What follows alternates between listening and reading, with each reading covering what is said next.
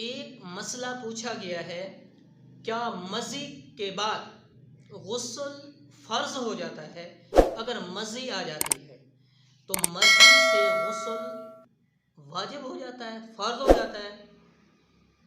तो इसका जवाब ये है कि मज़ी आने से गुस्ल फ़र्ज नहीं होता, सिर्फ वज़ू करना पड़ेगा और जहाँ ये मज़ी लगी हुई है उसको भी धो डालना पड़ेगा।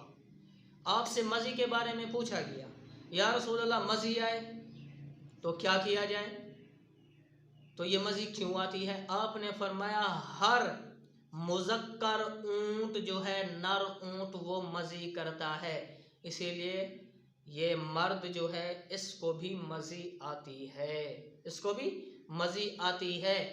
चुनाचे मज़ी के अंदर जो है वुज़ू है, गुस्ल नहीं। गुस्ल जब मनी का इखराज होगा तो फिर गुस्ल वाजिब हो जाएगा। जब मज़ी पानी आएगी तो फिर वज़ू टूट जाएगा, वज़ू करना पड़ेगा और जहाँ ये मज़ी लगी हुई है उसको भी धो डालना पड़ेगा, बस गुस्ल फ़र्ज नहीं है।